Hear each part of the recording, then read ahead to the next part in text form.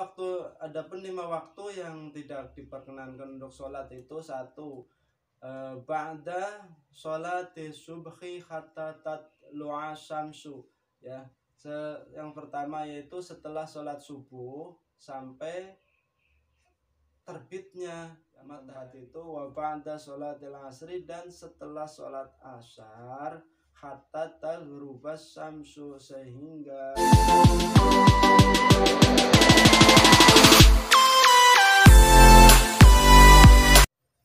Assalamualaikum warahmatullahi wabarakatuh. Untuk kali ini, edisi kali ini saya pengen membuat sebuah video tentang edukasi atau edukasi religi, ya, terutama untuk teman-teman yang muslim yang barangkali belum paham atau dengan fikih-fikih ringan, ya.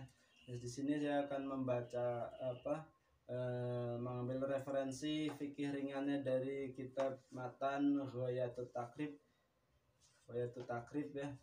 Ini juga edisi ringannya, edisi matan. Jadi pada fikih ringan pada kali ini saya ingin membahas tentang waktu yang diharamkan untuk sholat, ya. Jadi ada waktu yang untuk sholat itu terbaik untuk sholat, ada yang boleh untuk sholat, ada yang nggak boleh untuk sholat, ya. Kali ini admin ingin membacakan dari kitab Ghayatul Takrib ini.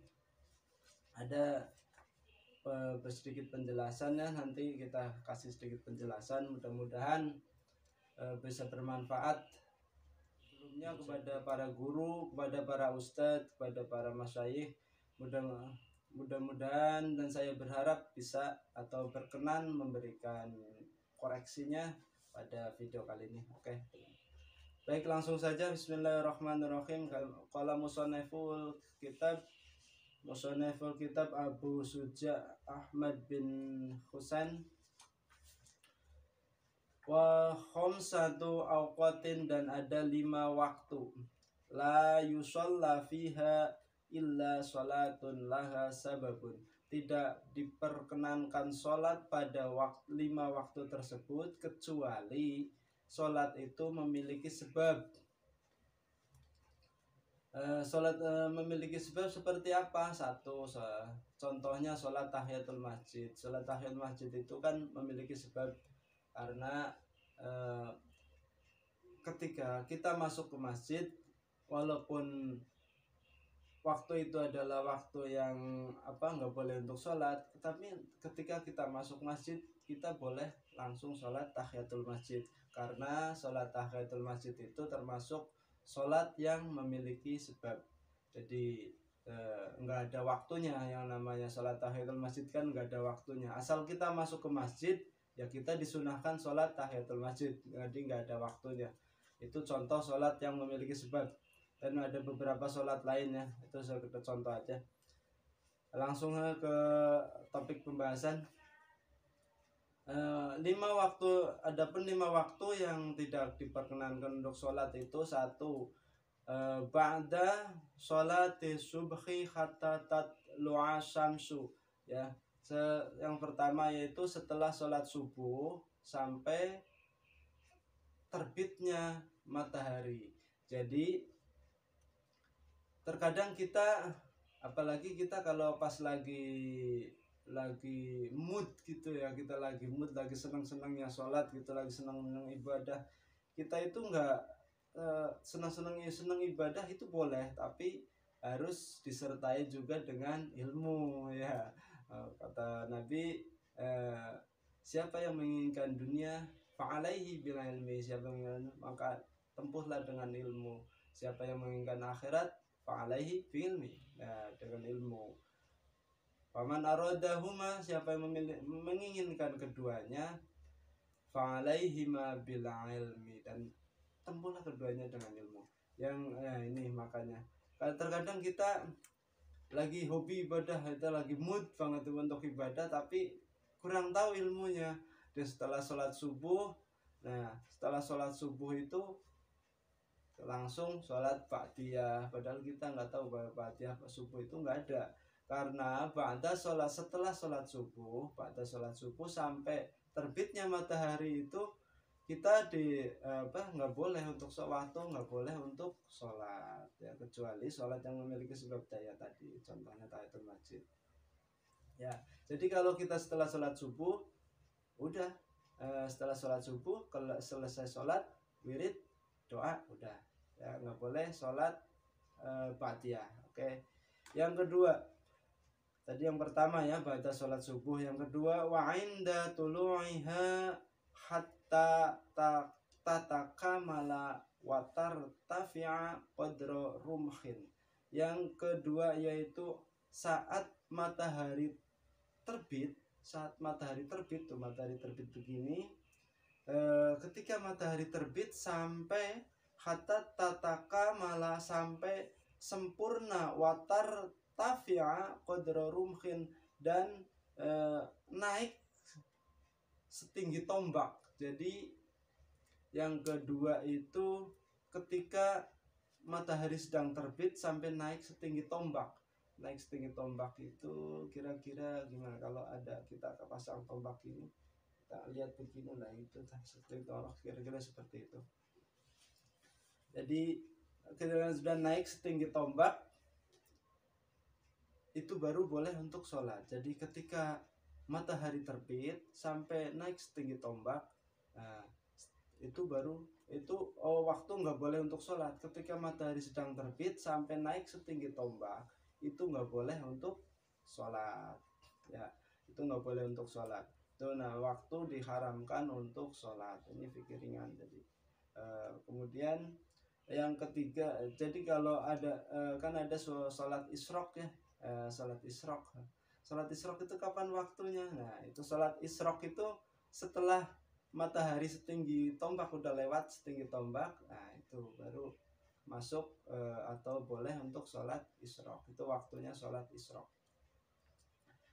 Yang ketiga yaitu waidas tawat hatta tazula khidat waidas tawat, dan ketika istiwa itu matahari tepat di atas kita ya. Ketika matahari tepat di atas kita itu juga nggak boleh untuk sholat. Itu waktu yang ketiga.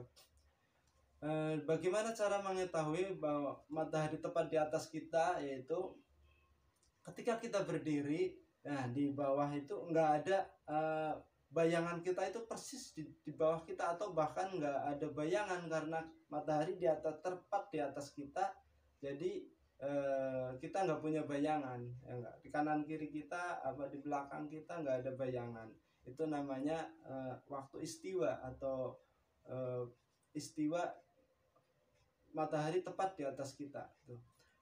Hatta tazula, dan sehingga matahari itu lingsir atau geser ke arah barat misalnya, apa ke arah timur, berarti geser ke arah barat, berarti di sebelah timur kita ada bayangan. Ketika kita sudah memiliki bayangan di sebelah timur kita, nah di situ baru boleh sholat, di situ masuk waktu sholat duhur ya. Jadi kalau kita mau sholat duhur sementara kita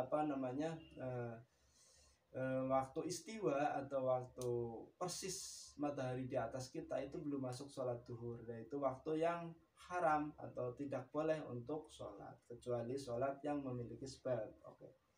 Yang keempat ya. Yang keempat yaitu wa ba'da sholatil asri hatta taghruba syamsu. Nah, yang keempat itu wa ba'da sholatil asri, dan setelah sholat asar hatta taghruba syamsu, sehingga surup serengenge, sehingga terbenamnya matahari. Jadi waktu yang keempat yang nggak boleh untuk sholat itu ketika setelah kita sholat asar ya, setelah sholat asar sampai terbenamnya matahari itu nggak boleh untuk sholat ya, kecuali sholat yang memiliki sebab. Kemudian Jadi kalau setelah sholat asar jangan sholat Fatihah, nggak ada Fatihah asar. Kemudian yang terakhir atau yang ke waktu yang kelima yaitu wa'indal hurubi hatta yatakamala hurubuha. Wa'inda hurubi dan ketika wa'inda hurubi dan ketika surupe srengenge dan ketika terbenamnya matahari hatta yatakamala sehingga sempurna terbenam hatta yatakamala hurubuha sehingga sempurna terbenamnya matahari. Jadi waktu yang kelima atau yang terakhir yaitu ketika matahari sedang terbenam gitu, sampai matahari sedang terbenam sampai benar-benar terbenam, itu juga waktu yang haram atau tidak diperkenankan untuk sholat kecuali sholat yang memiliki sebab ya. Oke. Baik, demikian 5 waktu yang kita ulangin lagi untuk sekedar mengingatkan. Yang pertama, setelah sholat subuh itu tidak boleh untuk sholat setelah sholat subuh sampai terbitnya matahari. Yang kedua yaitu ketika matahari terbit sampai tinggi sekira 1 tombak atau kira-kira 1 tombak itu nggak boleh untuk sholat. Yang ketiga, ketika matahari persis di atas kita itu juga tidak boleh untuk sholat. Yang waktu yang keempat yaitu ketika matahari ketika setelah sholat asar sampai terbenamnya matahari itu juga nggak boleh untuk sholat ya. Untuk yang kelimanya yaitu ketika matahari sedang terbenam sampai benar-benar terbenam, itu waktu. Jadi 5 waktu tersebut tidak diperkenankan untuk sholat kecuali sholat yang memiliki sebab. Tadi contoh sholat yang memiliki sebab yaitu contohnya sholat tahiyatul masjid. Tuh, karena kita kenapa disebut memiliki sebab? Karena kita sholat tersebut sebab kita memasuki masjid ya, itu sholat. Baik, terima kasih sampai telah nonton video ini sampai detik ini. Dan saya berharap video ini bisa menjadi hanya sebagai simpanan atau barangkali suatu hari nanti saya udah nggak bisa